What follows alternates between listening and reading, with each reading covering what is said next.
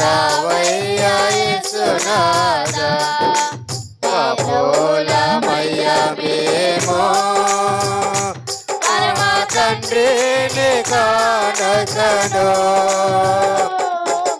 పాపులమయ్యా మేము పరమ తండ్రిని కానకను మా పాపములన్నీ పారద్రోలుటకు రావయ్యా యేసునాథా రావయ్యా యేసునాథా మా రక్షణ మార్గము నీ సేవా చేయమము చేపట్టుటకు రావయ్యా యేసునాథా అందమైన నీరు పరమానందపురమందు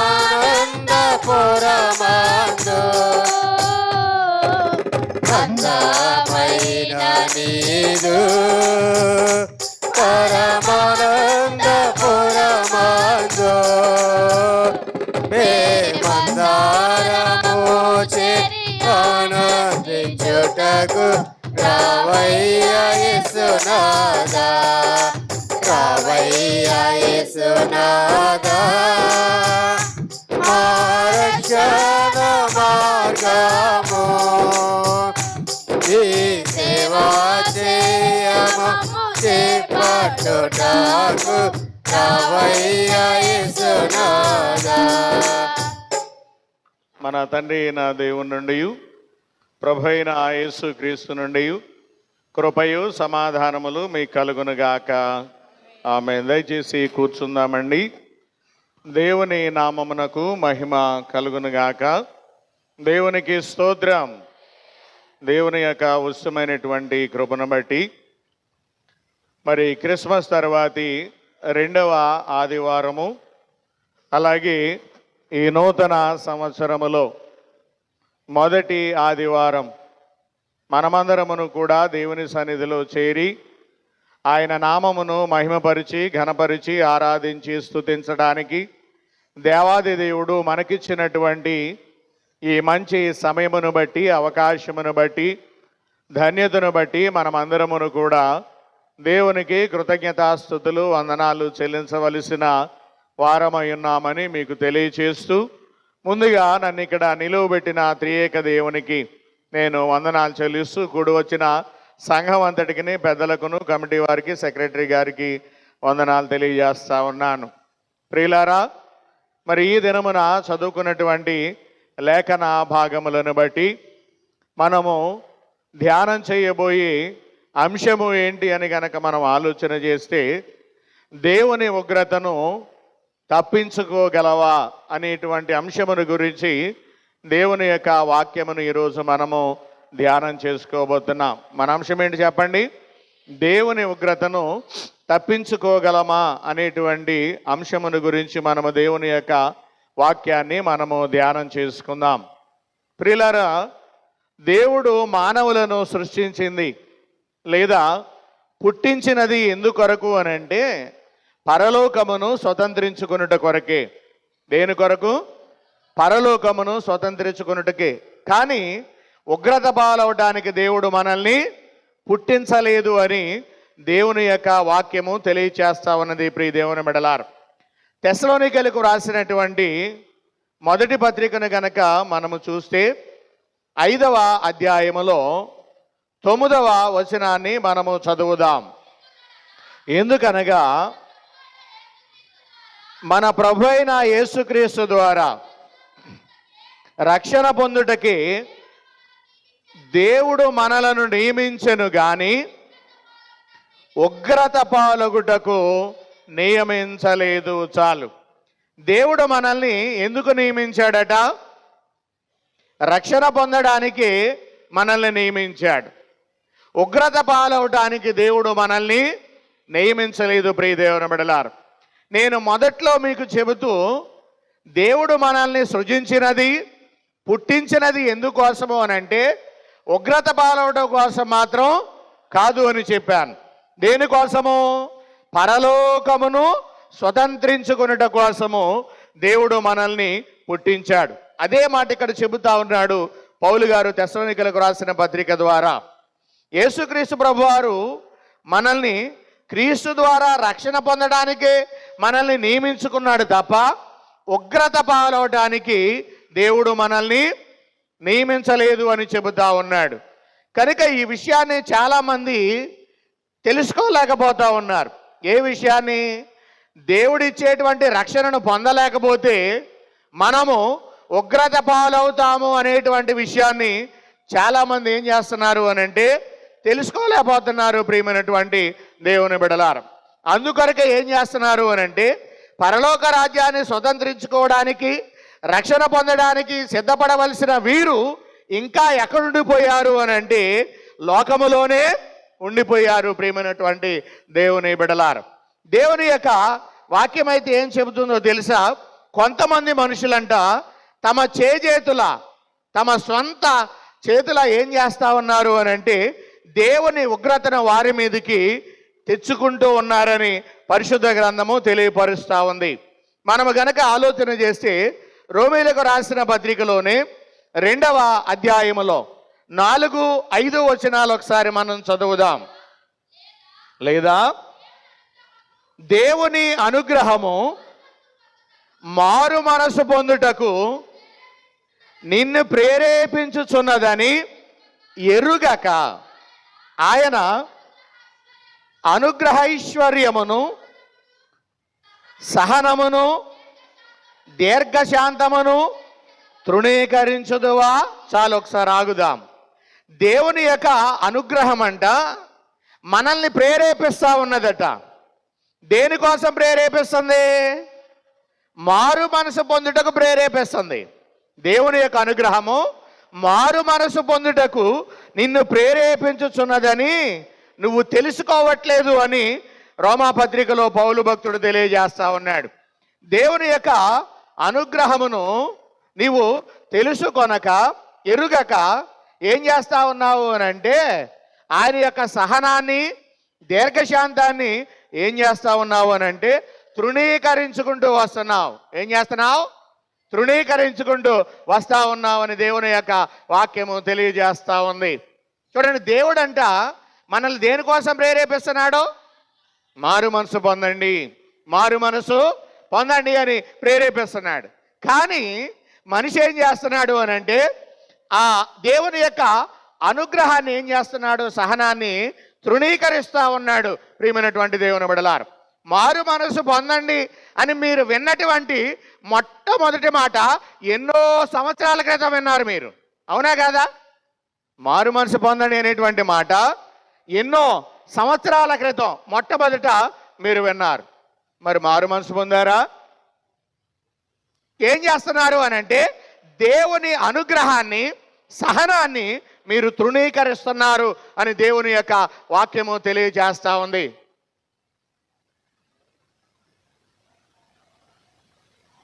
చూడండి, ఒకవేళ కొంచెం నీళ్లు చల్లండి, కళ్ళు తిరిగినాయి ఆవిడకంతే. ఓకే, దేవునికి స్తోత్రం. పట్టుకెళ్ళి బాటిల్ పట్టుకెళ్ళి. యెహోవా నా బలమా యథార్థమైనది నీ మార్గం పరిపూర్ణమైనది నీ మార్గం. యెహోవా నా కాళ్ళను లేడి కాళ్ళుగా చేసి స్థలములో శక్తితో నా కాళ్ళను లేడి కాళ్ళుగా చేసి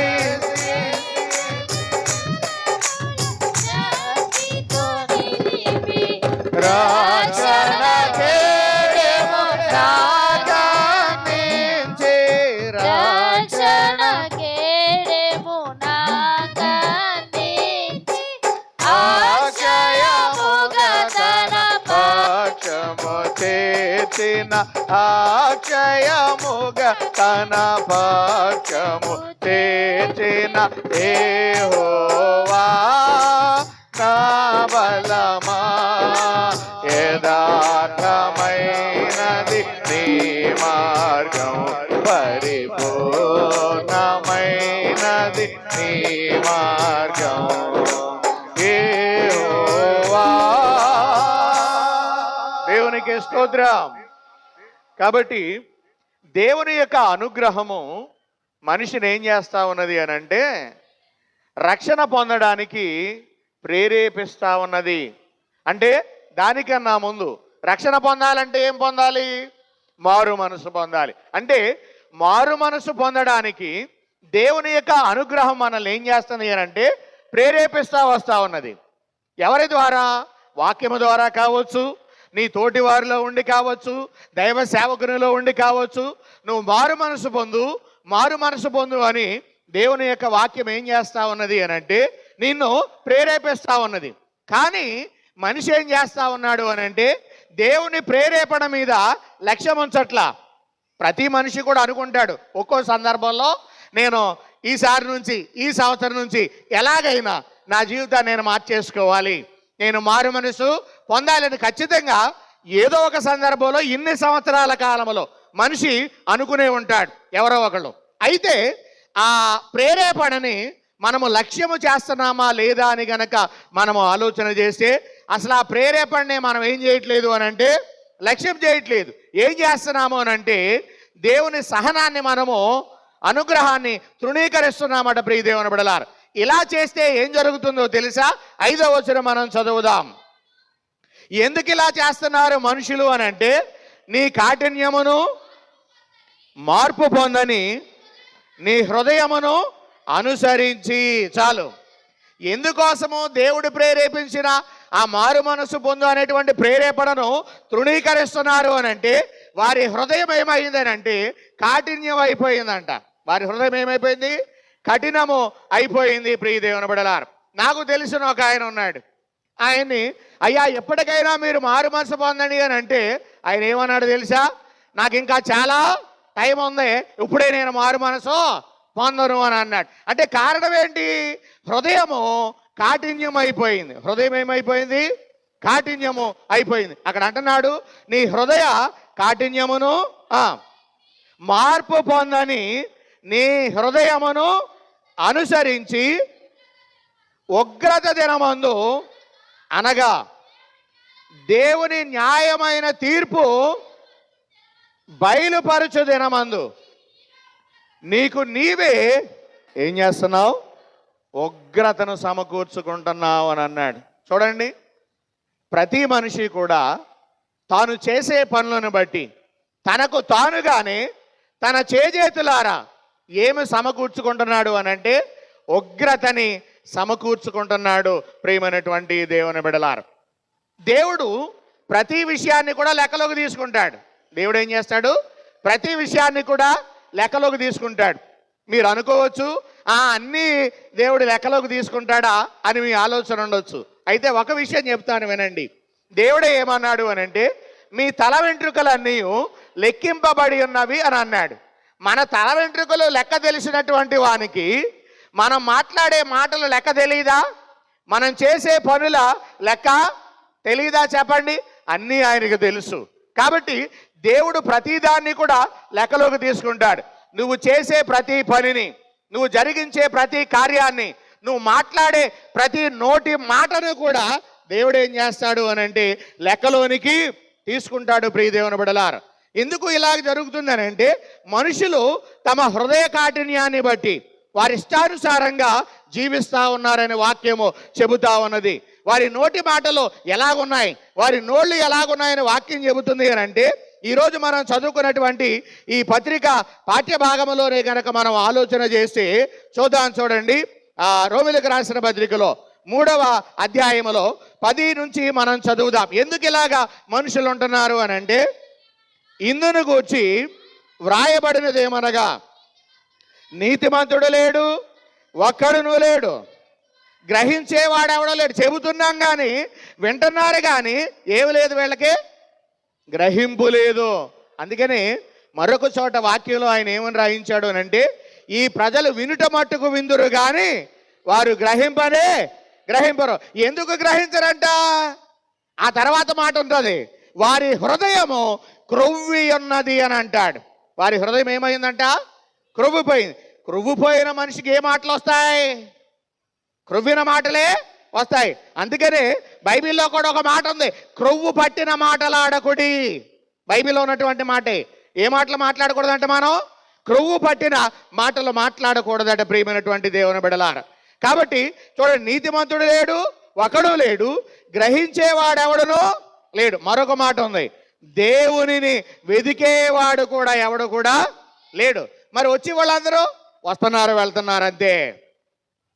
దేవుణ్ణి వెదికేవాడు మాత్రం ఒక్కడు కూడా లేడట ప్రియమైనటువంటి దేవుని బిడ్డలారా. ఎందుకు ఇలా జరుగుతుంది అని అంటే ఆ వచనంలో చెప్పారు, అందరూ త్రోవ తప్పి ఏకముగా ఏమైపోయారు?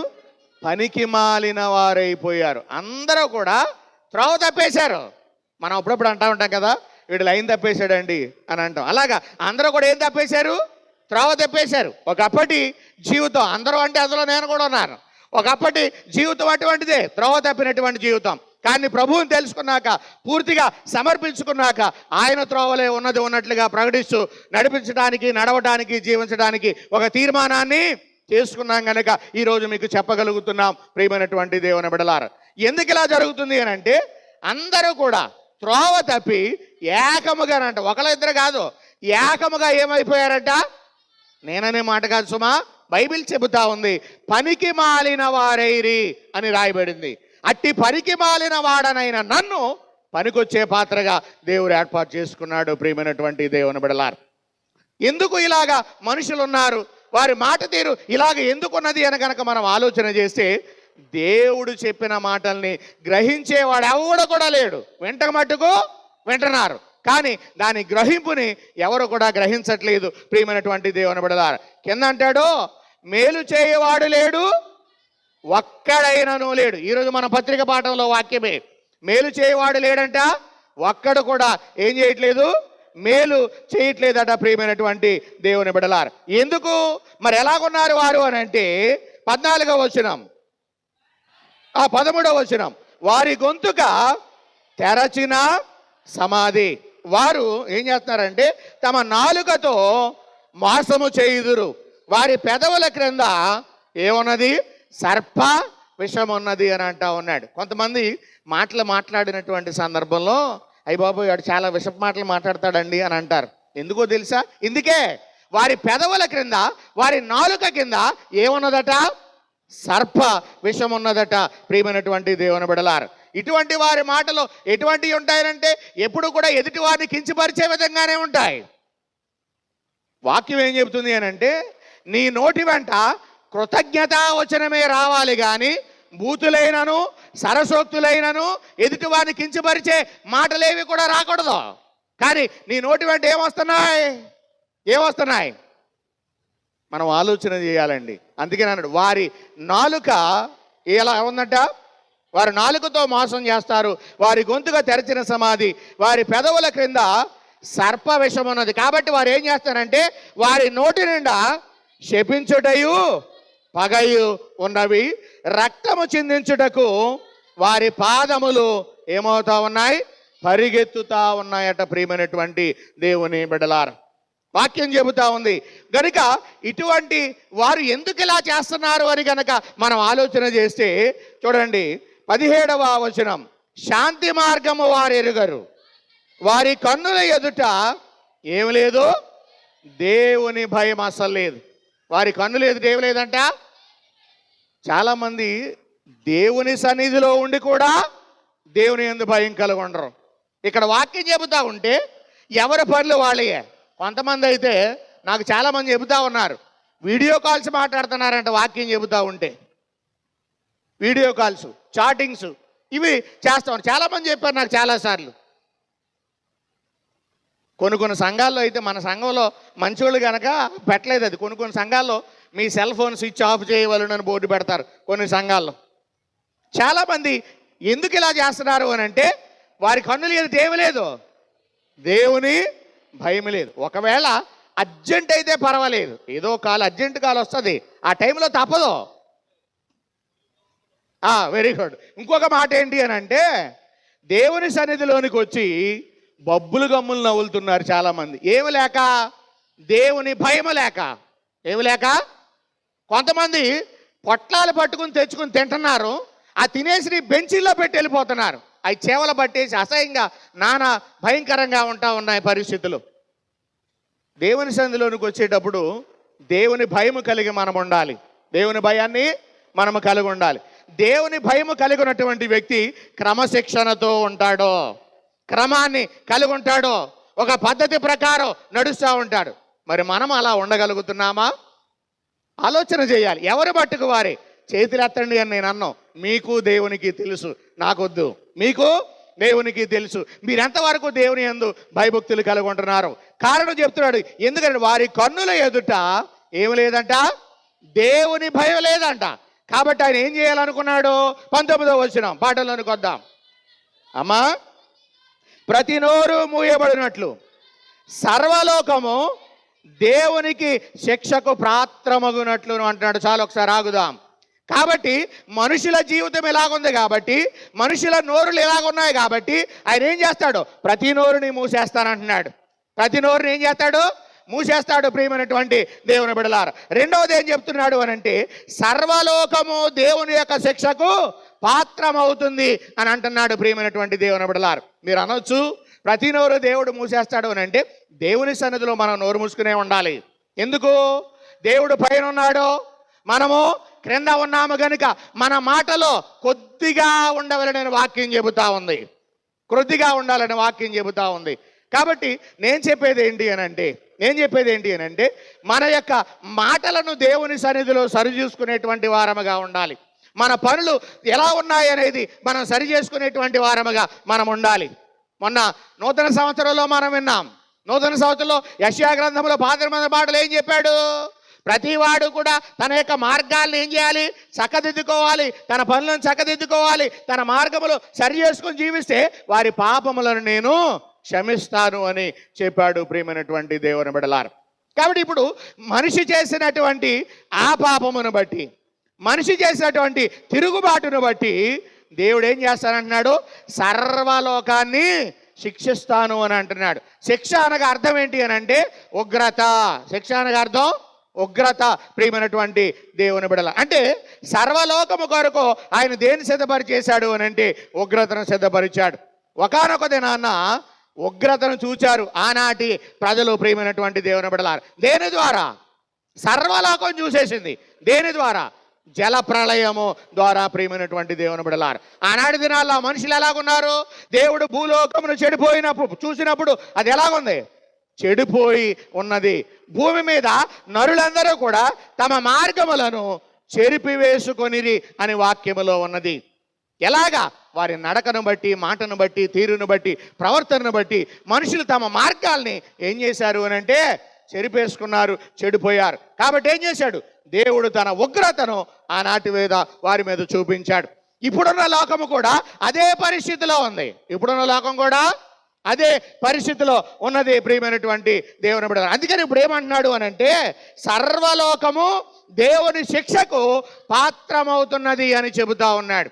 సర్వలోకం అంటే దేవుని ఉగ్రతకు సర్వలోకము సిద్ధమవుతుందంట. ప్రియమైనటువంటి దేవుని బిడ్డలారా, కాబట్టి ప్రతి వ్యక్తి కూడా తాను జరిగించినటువంటి క్రియలను బట్టి తప్పక దేవుని తీర్పులో ఏమవ్వాలి అని అంటే పాలు పొందాలని దేవుని యొక్క వాక్యము సెలవిస్తా ఉన్నది. ప్రియమైనటువంటి దేవుని బిడ్డలారా, అందుకనే 3వ అధ్యాయములో గనక మనము చూస్తే 9వ వచనములో, అలాగైనా ఏమందుము, మేము వారికంటే శ్రేష్ఠులమా, తక్కువ వారమా? ఎంత మాత్రమును కాదు. యూదులేమి, గ్రీసు దేశస్థులేమి అందరూ పాపమునకు లోనై ఉన్నారు అని చెబుతా ఉన్నాడు. అంటే మనం ఆలోచన చేద్దాం. గొప్పవారైనా తక్కువ వారైనా ఎవరైనా కానీ దేనికి లోనై ఉన్నారని వాక్యం చెబుతుంది? పాపమునకు లోనై ఉన్నారు. అదే 3వ అధ్యాయం 23వ వచనంలో కూడా ఒక మాట ఉంటుంది, ఏ భేదము లేదు, అందరూ అన్నాడు. అందరూ అనంటే మీరు ఉన్నారు, నేను ఉన్నాను. దేవునికి స్తోత్రం కలుగును గాక. అందరూ కూడా ఏమై ఉన్నారు అని అంటే పాపము చేసి దేవుడు అనుగ్రహించు మహిమను ఏం చేస్తున్నారు? పొందలేక పోతా ఉన్నారు. కారణం, ఆ దేవుని మహిమను పొందకపోతే మన మీదకి ఏమొస్తుంది? ఉగ్రత వస్తుంది ప్రియమైనటువంటి దేవుని బిడ్డలారా. ఉగ్రత వస్తుంది. ఆ ఉగ్రతను మనము తట్టుకోలేము ప్రియమైనటువంటి దేవుని బిడ్డలారా. అందుకని రోమాపత్రిక 1వ అధ్యాయం 18వ వచనంలో ఏమంటాడు అని అంటే, దుర్నీతి చేత సత్యమును అడ్డగించు మనుషుల యొక్క సమస్త భక్తిహీనత మీదను దుర్నీతి మీదను దేవుని కోపం అనగా ఉగ్రత. దేవుని ఉగ్రత ఎక్కడి నుంచి వస్తుందంట? పరలోకము నుండి బయలుపరచబడుచున్నది. అంటే ఇప్పుడు దేవుని ఉగ్రత ఎక్కడి నుంచి వస్తుంది? ఆయన దగ్గర నుంచే వస్తుంది ప్రియమైనటువంటి దేవుని బిడలారు. అది ఎవరి మీదకి వస్తుంది అని ఇర్మియా గ్రంథంలో ఉంది. ఇంటికి వెళ్ళిన తర్వాత చదవండి, ఇప్పుడు కాదులే, చాలా టైం అయిపోయింది ఇప్పటికే. దేవుని మహోగ్రతను పెరుగాలి బయలు వెళ్ళి ఉన్నది, అది దుష్టుల తల మీదకి పెళ్ళున దిగును అని వాక్యములో ఉన్నది ప్రియమైనటువంటి దేవుని బిడ్డలారా. అంటే ఇప్పుడు ఈ ఉగ్రత ఎవరి మీదకి వస్తుంది? దుష్టుల మీదకి వస్తుంది. దుష్టులు అంటే ఎవరు? బాబోయ్ మేము కాదు, అది మాకు సంబంధం లేదు. దుష్టులు అంటే ఎవరు అని అంటే, ఎవడైతే దేవుడు చెప్పినట్లు నడవకుండా, దేవుడు చెప్పినట్లు జీవించకుండా, దేవుడు ప్రవర్తించమన్నట్లు ప్రవర్తించకుండా ఎవరైతే ఉంటారో వాళ్ళందరూ ఎలా నడుస్తున్నట్లు లెక్క? లోకంలో రెండే ఉన్నాయి, ఒకటి దేవుడు, రెండు దుష్టుడు, అపవాది. అర్థమవుతుందా? అంటే ఇప్పుడు దేవుని మార్గంలో నడవట్లేదు అని అంటే, దేవుడు చెప్పినట్టు జీవించట్లేదు అని అంటే, ఎవరు ఆలోచన చొప్పున జీవిస్తున్నాం? దుష్టుని ఆలోచన చొప్పునే. అందుకనే మొదటి కీర్తన రాశాడు, దుష్టుల ఆలోచన చొప్పున మీరు నడవద్దు అని రాశాడు ప్రియమైనటువంటి దేవుని బిడ్డలారా. అందుకని ఇప్పుడు ఏమంటున్నాడు అని అంటే, ఇక్కడ చెప్పబడినటువంటి మాట, దేవుని యొక్క ఉగ్రత అంట ఎవరి మీదకి వస్తుంది? దుష్టుల మీదకే వస్తుంది ప్రియమైనటువంటి దేవుని బిడ్డలారా.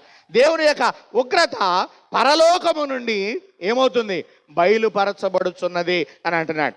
పాత నిబంధన కాలంలో కూడా చాలా మంది దేవుని ఉగ్రతకు పాలైపోయారు. కారణం ఏంటంటే, దేవుడు చెప్పిన మాటను వినకపోవడాన్ని బట్టి. ఇశ్రాయేలు ప్రజలు అరణ్య ప్రయాణములో సాగుతున్నటువంటి సందర్భంలో దేవుణ్ణి మర్చిపోయి ఎవరిని పూజించడం మొదలుపెట్టారు? ఒక దూడని పూజించడం మొదలుపెట్టారు. మోషే గారు దిగొచ్చేసరికి ఆ దూడ ముందు వీళ్ళందరూ దాన్ని ఊరేగిస్తూ ఏం చేస్తున్నారు అని అంటే, తిన్నారు, తాగారు, డ్యాన్సులు వేస్తున్నారు, గంతులు వేస్తున్నారు. ఎక్కడ?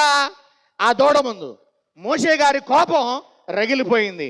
ఇంత మంచిగా దేవుడు మిమ్మల్ని నడిపిస్తూ ఉంటే, దేవుని యొక్క అద్భుత కార్యాలు, ఆశ్చర్యకార్యాలు చూస్తూ దేవుని యొక్క గొప్పతనాన్ని తెలుసుకుని కూడా మీరు ఈ పని చేస్తారా అని చెప్పి అక్కడ జరిగినటువంటి కార్యం నిర్గమకాండంలో ఉంటుంది. మీరు ఇంటికి వెళ్ళిన తర్వాత చదవండి ప్రియమైనటువంటి దేవుని బిడ్డలారా. వేల మంది చచ్చిపోయారు ఆ రోజు, దేవుని ఉగ్రతకు పాలైపోయారు ప్రియమైనటువంటి దేవుని బిడ్డలారా. కనుక దేవుని యొక్క ఉగ్రత పాత నిబంధన కాలంలో కూడా మనం చూసాం. ఆ ప్రజలే కాదు, దేశమే కాలిపోయింది. ఏమని చెప్పండి? దేశమే కాలిపోయింది. యెషయా గ్రంథములో 9వ అధ్యాయములో 19వ వచనం మనం చదువుదాం త్వరగా. యెషయా గ్రంథం 9:19 మూడవ భాగం చదవండి.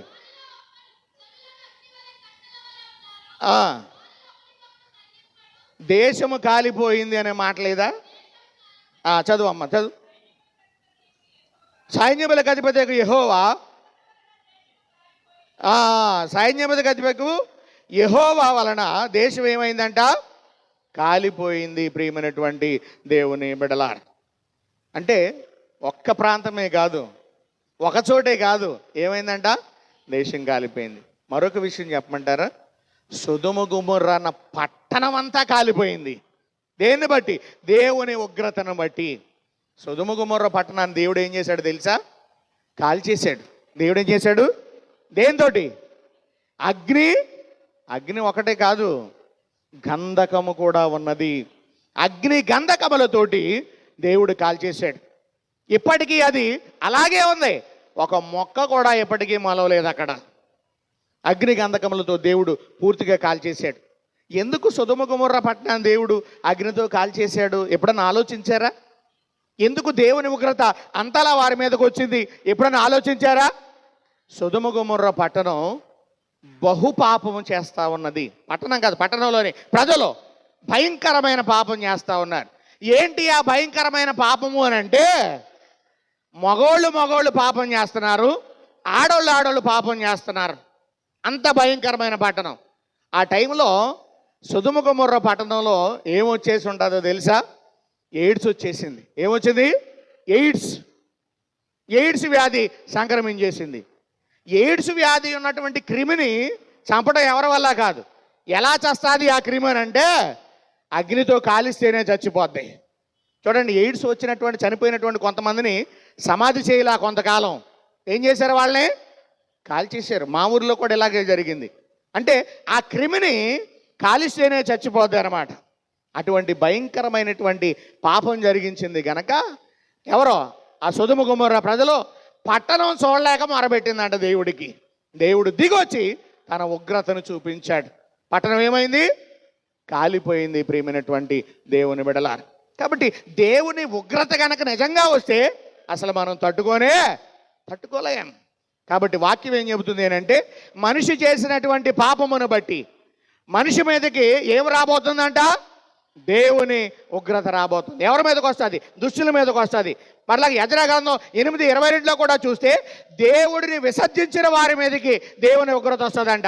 యోహాను సువార్త 3:36 కూడా మనము చూస్తే దేవుని కుమారుడికి ఎవరైతే విధేయులు కాకుండా ఉంటాడో వాడి మీద కూడా ఏమొస్తుందంట? ఉగ్రత వస్తుందని దేవుని యొక్క వాక్యం సెలవిస్తూ ఉంది. ఎఫెసీ పత్రిక 5:6-7 ప్రకారం ఏమండి, అవిధేయులైన వారి మీదకి దేవుని యొక్క ఉగ్రత వస్తుంది. కాబట్టి ఉగ్రత అనేది రాబోతా ఉన్నదని మనకు అర్థమైంది. దేనిని బట్టి? మనిషి చేసిన పాపమును బట్టి, అవిధేయతను బట్టి, దుష్టత్వాన్ని బట్టి ఉగ్రత రాబోతా ఉంది. అయితే రాబోతున్న ఉగ్రతని వీళ్ళు ఏం చేయాలనుకుంటారు? మనుషులు తప్పించుకోవాలనుకుంటారు, అనుకోరా? ఈరోజు సువార్త పాటలో మనం అదే చూస్తున్నాం. కొంతమంది ఆ ఉగ్రతను తప్పించుకోవడానికి ప్రయత్నం చేస్తున్నారు. ప్రయత్నం చేస్తూ ఎక్కడికి వచ్చారు అని అంటే బాప్తిసం ఇచ్చే యోహాను గారి దగ్గరికి వచ్చారు. అప్పుడు బాప్తిసం ఇచ్చి యోహాను గారు ఏమన్నారు చూద్దాం. చూడండి, 5వ నుంచి చదువుదాం.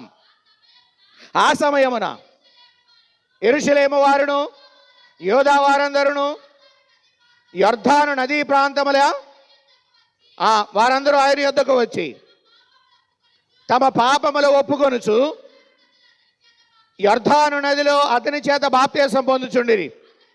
అతడు పరిసయ్యులలోను సద్దూకయ్యులలోను అనేకులు బాప్తిస్మము పొందవచ్చుట చూచి ఏమన్నాడు?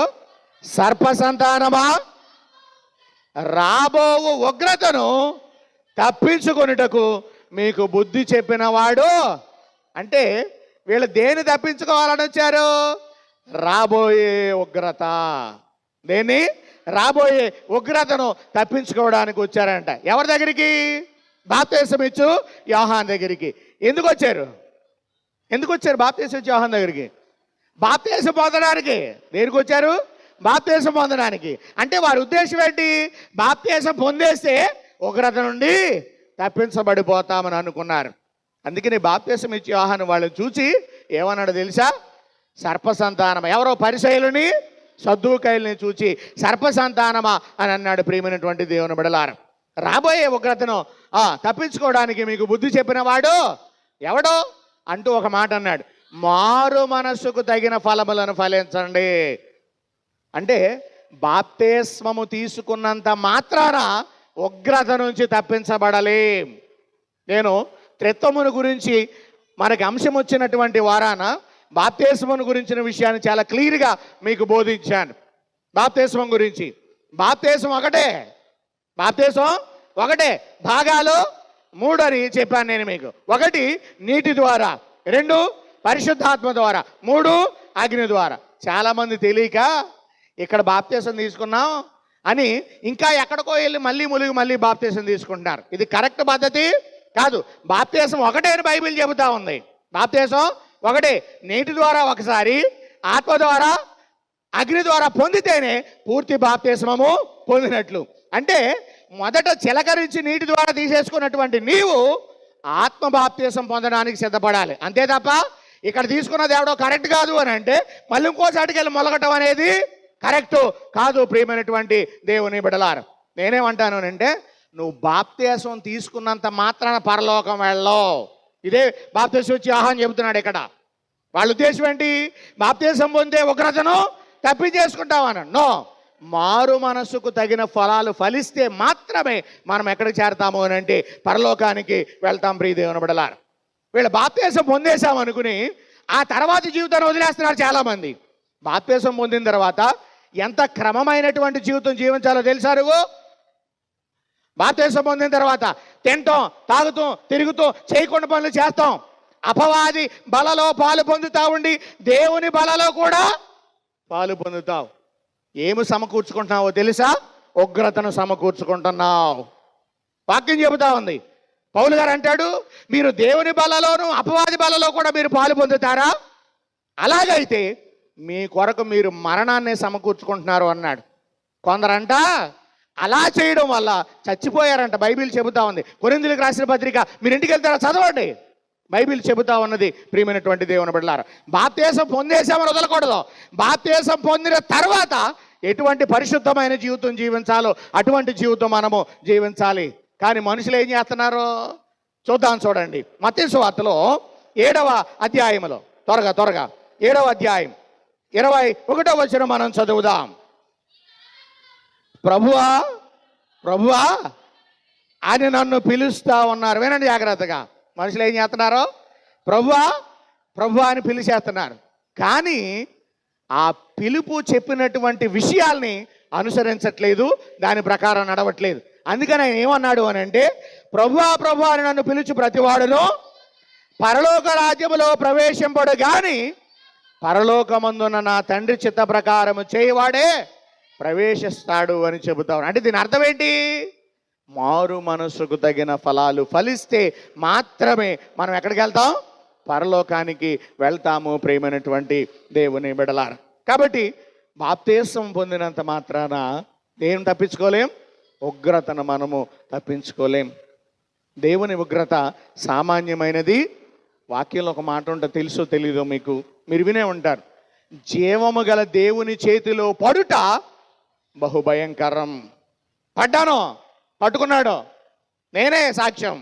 పట్టుకున్నాడు, కొట్టాడు, శిక్షించాడు, నిలబెట్టాడు. ప్రియమైనటువంటి దేవుని బిడ్డలారా, జీవము గల దేవుని చేతిలో పడటం సామాన్యమైనటువంటి విషయం కాదు. దేవుని ఉగ్రతను తప్పించుకోవడం సామాన్యమైనటువంటి విషయం కాదు. కాబట్టి ఉగ్రత ఉన్నదనేమో పత్రిక పాఠం చెబుతా ఉంది. ఆ ఉగ్రతను తప్పించుకోవడం చాలామంది ఏం చేస్తున్నారు? ప్రయత్నము చేస్తున్నారు అని సువార్త పాఠం చెబుతుంది. ఇక మూడవది ఏంటి అని అంటే, ఆ ఉగ్రతను తప్పించడానికి ఆయన ఈ లోకానికి వచ్చాడని పాత నిబంధన పాఠం తెలియజేస్తుంది. ఆ ఉగ్రతను తప్పించడానికి ఆయన ఈ లోకానికి వచ్చాడని పాత నిబంధన పాఠం తెలియజేస్తుంది. పాత నిబంధన పాఠంలో 6-7 వచనాలు మనం చదువుదాం.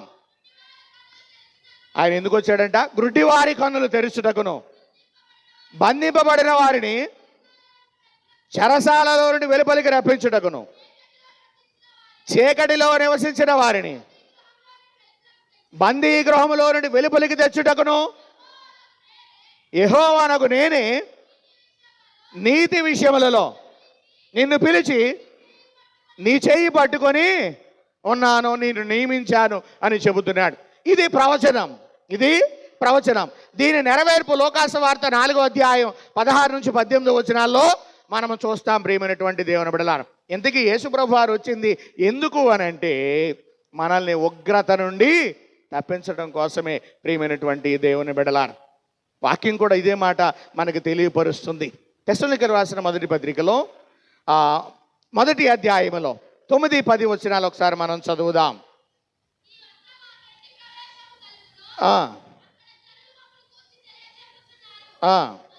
మరియు మీరు విగ్రహములను విడిచిపెట్టి జీవము గలవాడును సత్యవంతుడకు దేవునికి దాసులగుటకును దేవుడు మృతుల్లో నుండి లేపిన యేసు అనగా రాబో ఉగ్రత నుండి మనలను తప్పించుచున్న ఆయన కుమారుడైన యేసు పరలోకము నుండి వచ్చునని ఎదురు చూచుటకు మీరు ఎలాగో దేవుని వైపు తిరిగితురో ఆ సంగతి వారే తెలియజేస్తున్నారు. అంటే ఉగ్రత నుంచి ఎవరు తప్పించగలరో?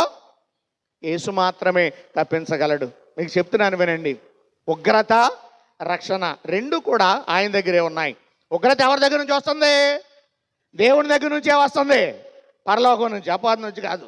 ఉగ్రత ఎవరి దగ్గర నుంచి వస్తుంది? దేవుని దగ్గర నుంచే, పరలోకం నుండి వస్తుంది. మరి రక్షణ ఎవరి దగ్గర నుంచి వస్తుంది? ఆయన దగ్గర నుంచే వస్తుంది. ప్రియమైనటువంటి దేవుని బిడ్డలు, అంటే ఉగ్రత వస్తుందని తెలుసుకున్నటువంటి మనము ఆ ఉగ్రతలో ఉంటే నశించిపోతాం. కాబట్టి ఇప్పుడు ఆ ఉగ్రత నుంచి తప్పించబడాలి అని అంటే ఆ ఉగ్రతను తప్పించే యేసు దగ్గరికి మనం రావాలి. ఆ ఉగ్రతను తప్పించే యేసు దగ్గర, అందుకే అనగా రాబో ఉగ్రత నుండి మనలను తప్పించుచున్న ఆయన కుమారుడైన యేసు అని వాక్యం చెబుతా ఉంది. అంటే ఆ రాబోయే ఉగ్రతను ఎవరు తప్పిస్తారు? యేసు మాత్రమే తప్పించగలడు. యేసు ఎలా తప్పిస్తాడు అని అంటే తన రక్తమును మన మీద చిందించడం ద్వారా మనకి పాపక్షమాపణ కలుగు చేసి ఆ ఉగ్రతను మన నుండి ఆయన తప్పిస్తాడు. ప్రియ దేవుని బిడ్డలారా, రోమాపత్రిక 5:9 ఈ విషయాన్ని మనం చూస్తాం. యేసు రక్తము వలన ఇప్పుడు నీతిమంతులముగా తీర్చబడి మరింత నిశ్చయముగా ఆయన ద్వారా ఉగ్రత నుండి రక్షింపబడుదుమని అంటాడు. అంటే రాబోయే ఉగ్రత నుండి మనం తప్పించబడాలి అని అంటే ఎక్కడికి రావాలి? యేసు ప్రభు వారి దగ్గరికి రావాలి. ఎక్కడికి రావాలి? యేసు ప్రభు వారి దగ్గరికి రావాలి. ఎందుకు అని అంటే యేసు అనగా ఎవరో? రక్షకుడు. బాగా అర్థం చేసుకోండి. అంటే ఇప్పుడు నువ్వు ఆ ఉగ్రత చూడకపోవచ్చు, ఆ ఉగ్రత ఇప్పుడే రాకపోవచ్చు. ఎప్పుడు వస్తుంది ఆ ఉగ్రత అని అంటే ఆయన రెండవ రాకడలో వచ్చినప్పుడు ఖచ్చితంగా మీకు అర్థమవుతుందా? ఉగ్రత వస్తుంది. ఉగ్రతను ఎవరు తీసుకొస్తున్నారు?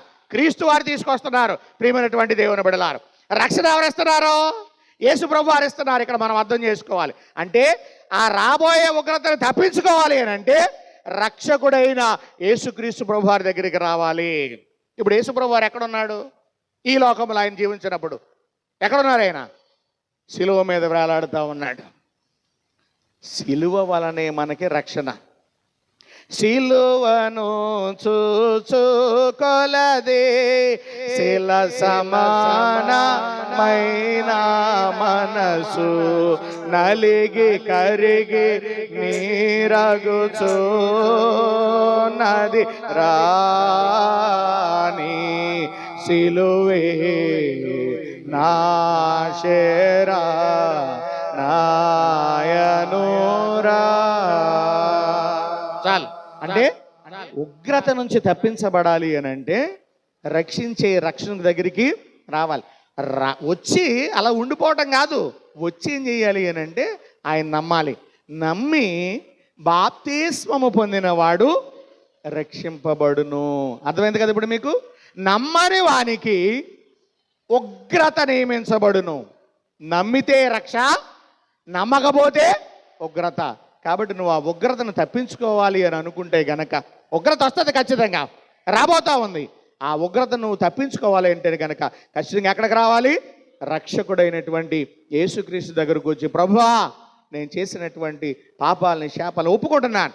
ఈ సంవత్సరం నుండి అయినా, ఈ మొదటి ఆదివారం నుండి అయినా ప్రభువా నీ మార్గంలో నేను నడవాలనుకుంటున్నాను. ఒకసారి నువ్వు అడగగలిగితే, ఆ ఉగ్రత నుంచి నన్ను తప్పించు ప్రభువా, నన్ను రక్షించు ప్రభువాని నువ్వు అడగగలిగితే ఖచ్చితంగా ఆయన రక్షకుడు, రక్షించేటువంటి దేవుడు. తన యొద్దకు వచ్చి వారిని ఎంత పాపి అయినా సరే ఆయన త్రోసివేసే దేవుడు కాదు. వెళ్దామా?